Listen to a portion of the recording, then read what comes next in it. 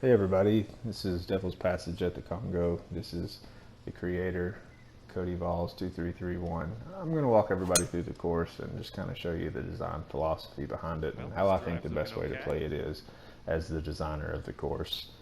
And starting out on hole one, the arch really is just visual. It's not in play, so don't worry about it. Just hit a nice shot into the fairway. You don't have to hit a full driver. The green runs perpendicular to the fairway, so just anywhere out there, no real need to squeeze it in between the bunkers, although I've seen some people try to do that, but I think the more you play the course, you'll learn what to do and what not to do. But we've got a nice eagle putt here now as we're able to hit a 3-wood up to the green and see if we can rake a long 30-foot 4 eagle putt here to get the round started out.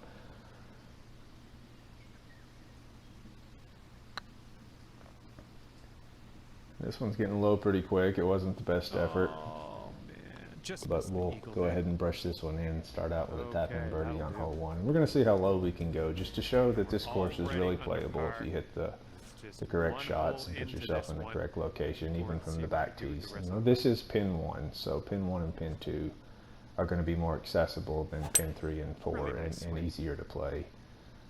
I've tried to design the course for everyone to play. If you're not as experienced as other players are, stick to the red tees, the green tees. It takes a lot of trouble out of the play. You can enjoy the course, enjoy the scenery, and not have to stress out too much about all the trouble that can come from the back tees and the length of the course. But I've also tried to make the course accept good shots and creativity, whether it's hitting fades, draws, or using the contours like I did there. You can get that ball close to the hole several different ways. Oh yeah, well done. Back to back. But that's a good start for us as we move 2 under through the first 2 holes and move on to the third. And once again, just a little bit of a fade here is the preferred shot shape. And just put it right between the bunker and the rock. And the course is, you can see you can hit 3-wood, take trouble out of play there. You're going to have a longer shot into the hole. But as you go through the course, you'll see typically you can lay back and you can attack the course with longer irons in your hand and kind of play it a little more safe and keep par in the equation and the big score out of play. Or if you're hitting the driver well and your tempo's good and you feel like you want to attack the course and you know the course, then go for it. And pin 1 and 2 allows you to do that a little more. If you hit a good shot in there, typically the greens are going to be pretty flat. This one's a little left to right and down the hill. If I would have kept that short of the hole, it would have been better, but able to make the putt. Moved to 3 under through the first 3 holes and off to a good start. And we move on to the par 3 fourth. An island green here, just over the water. Not too bad of a hole location here. The green's pretty flat. If you get one within 10 feet of the hole, you should have a pretty makeable birdie putt. Try to continue to keep the tempo good, and of course I fasted that one. But it sets up another good birdie putt, and hopefully we can get to 4 under here. Maybe better than it should have with the fast. Just a baby fast though. And after that one, 4 under par. We'll go on to the par 5 or par 4 fourth, par 4 fifth. I'm sorry.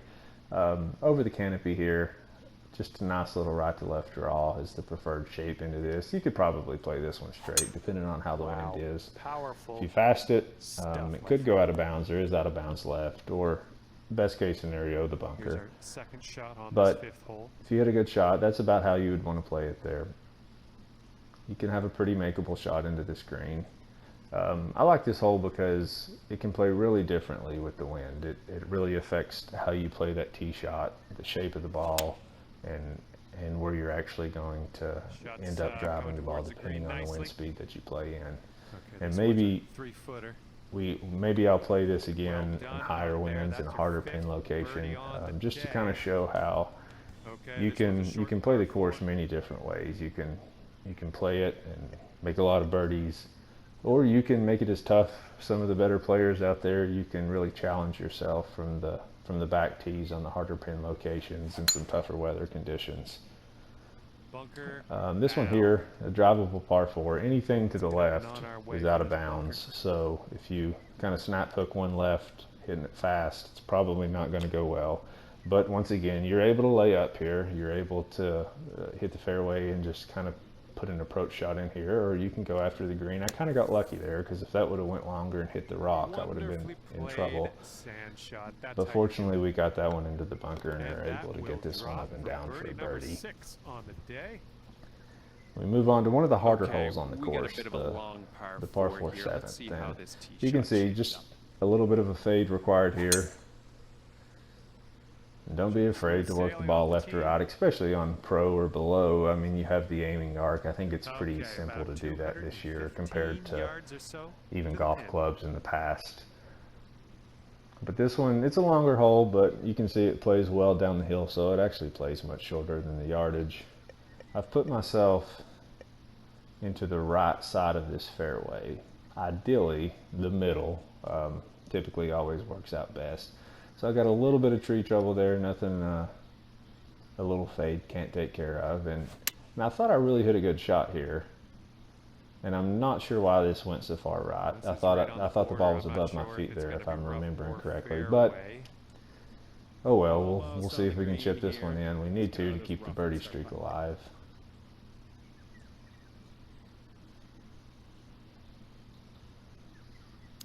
And spoiler alert, I hit that one slow and it's not going to happen, so we'll have to tap in the par, accept that, and move on to the 8th hole at 6 under.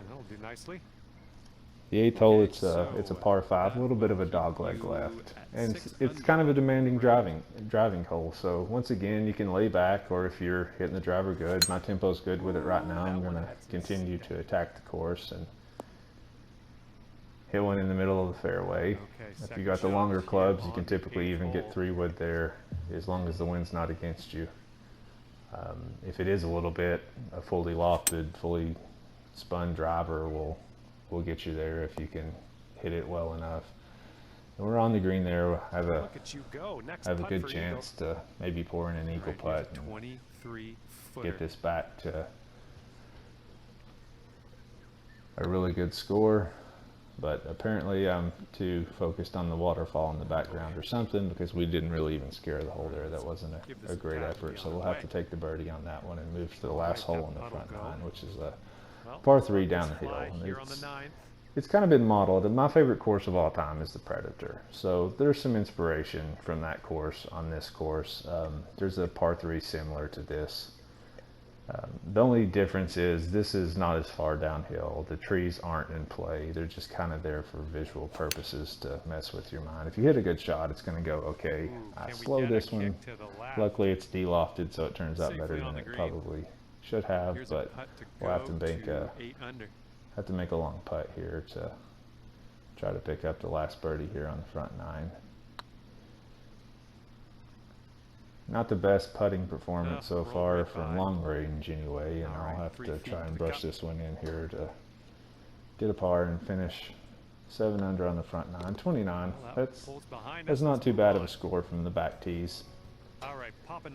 Move on to the 10th, one of my favorite holes on the course. I really spent a lot of time trying to make this one visually appealing, especially as you get to the green.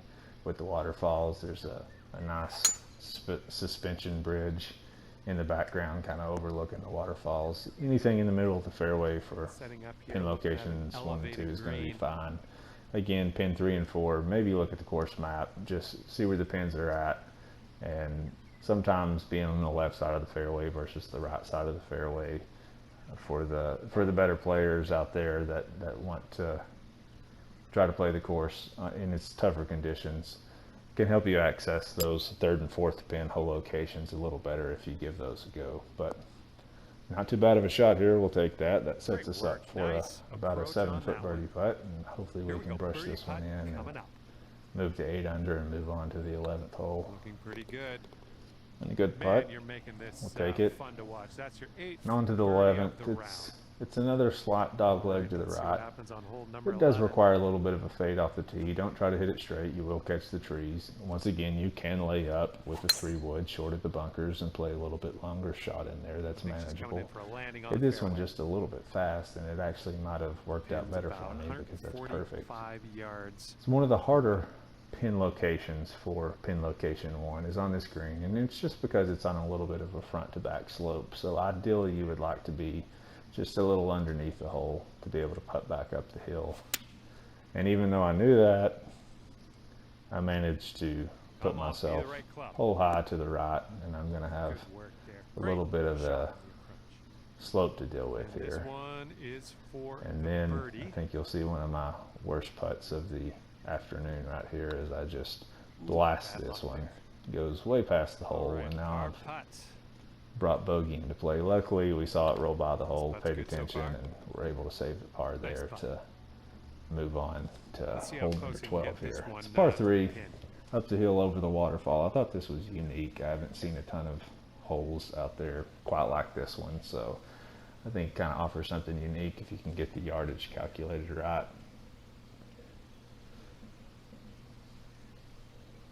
The green's over to the right, so I typically try to hit just a slight fade in there to help the ball kind of get in there a little more smoothly. I don't know that it's completely necessary, but a good shot here, and we're going to end up just left of the flag, a little break at the feet, and this is where I run into the trouble sometimes of bringing the joystick back too slowly to try to hit the white line, and it doesn't register, and again, and then third time's charm, I think. Yeah.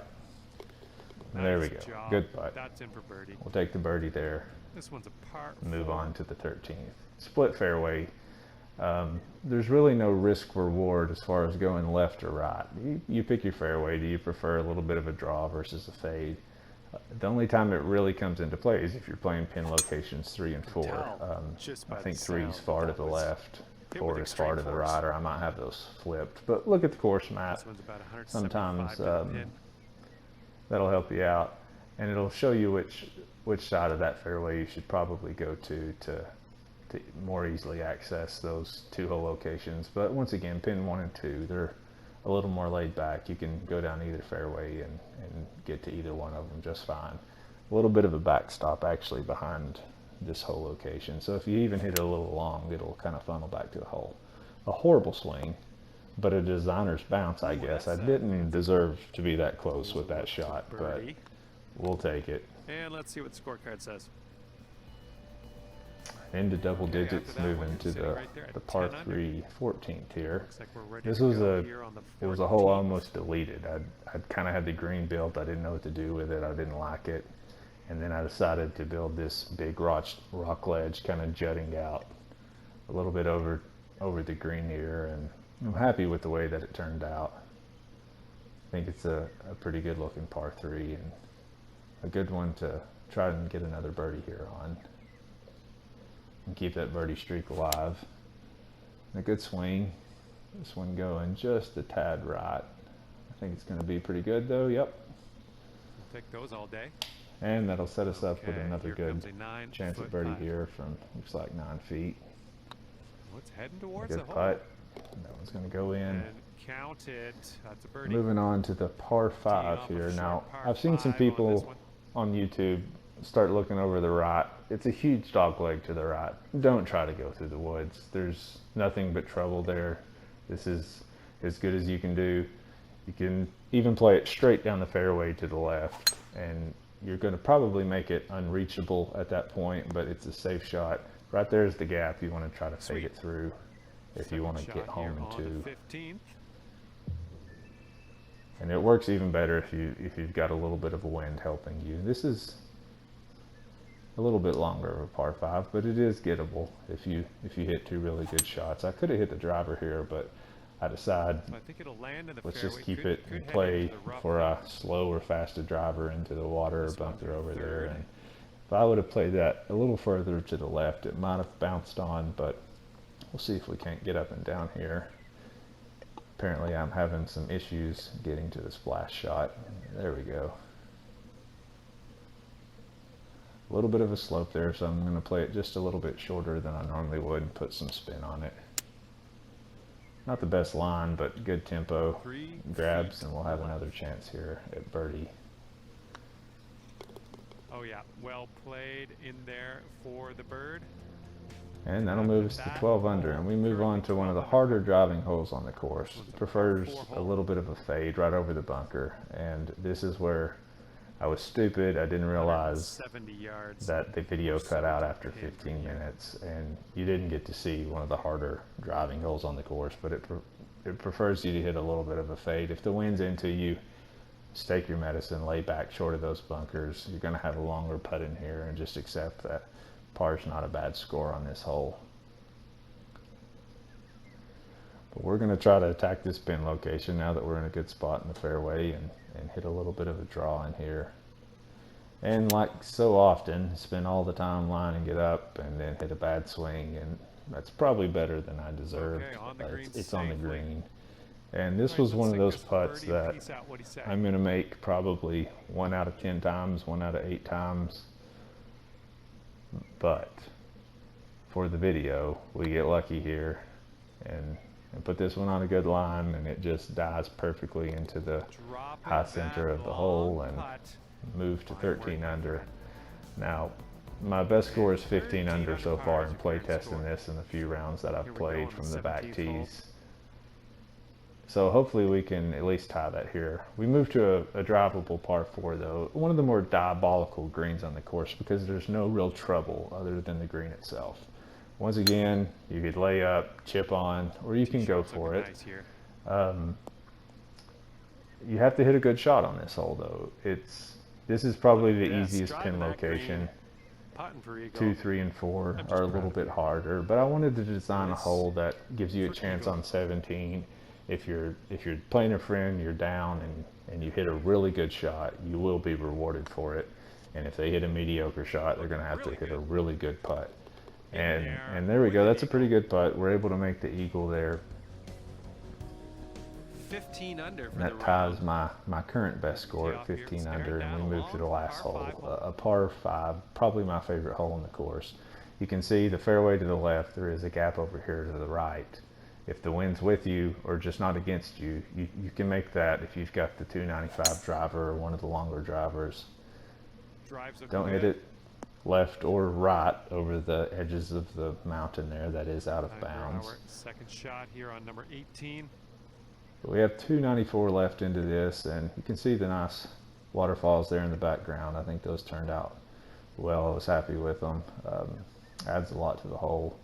And typically I would hit the driver here to make sure I got this, add some loft to it, and really try to go after the eagle. But considering I'm 15 under, I'm going to chicken out. I'm going to hit the 3-wood and try to get that there. And it was a stretch, but got close. Maybe we can run this one in with the chip shot. Pick up the eagle to close out here on 18.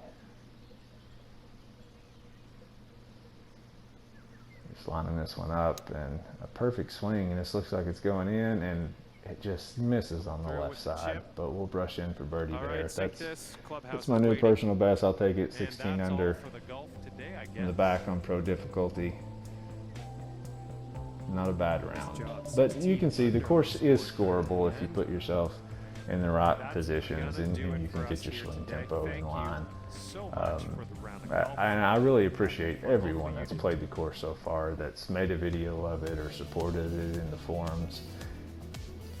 It's already been handicap ranked in the first few days, and that's beyond my expectations. So thank you all very much, and thanks for watching the video. I will go ahead and show you the settings that I was on.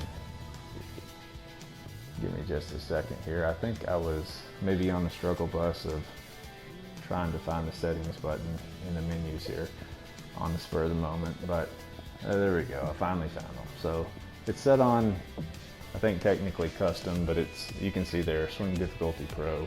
It's just the putt previews turned off because I don't like putt previews. But anyways, thanks guys for watching. I really appreciate it. I'm hoping to take all of your comments and add them to the next course. I've got some ideas, and hopefully that'll be out towards middle or the end of December. But